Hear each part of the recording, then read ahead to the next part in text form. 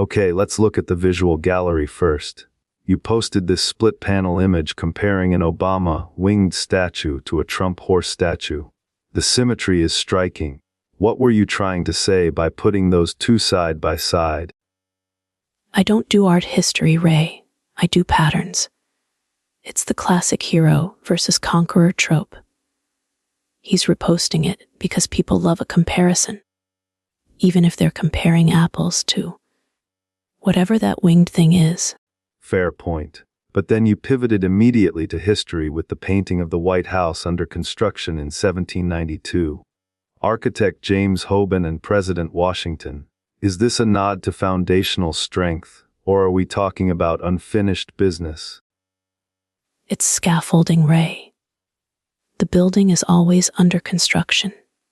He's posting it to remind people that the original plan was solid, even if the current decorators are loud. I like that. The decorators are loud, but then you went for the kill shot with the Lisa Murkowski image. You shared a post claiming she won't vote for Todd Blanche because she's owned and calling her a traitor for voting to confirm Merrick Garland. It's political math, Ray. She voted for Garland when it suited the establishment. Now she's being asked to validate Blanche. He's calling it out as a betrayal of her own past logic. It's a trap.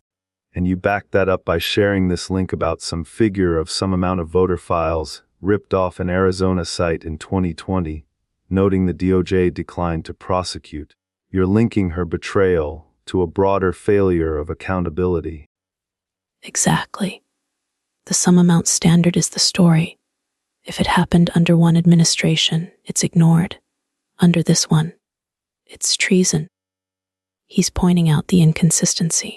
So you're painting a picture of a president who sees himself as the restorer of order, hence the 1792 construction photo. The star Eric Schmidt posts, but he's constantly fighting a ghost army of past inactions. He's not fighting ghosts, Ray.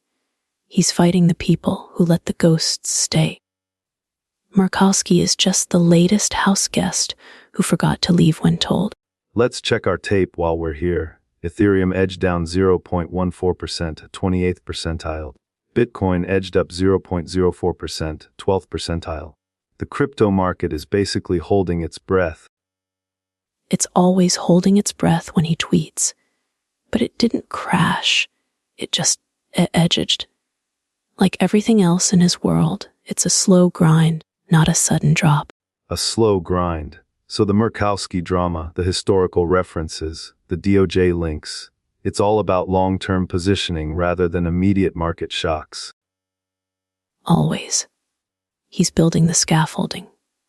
The market just has to wait and see if the house stands up. That's the show. We're on Spotify and YouTube. If this earned it, like, subscribe, tell a friend. And housekeeping, the machine that writes this gets tuned constantly for cleaner news.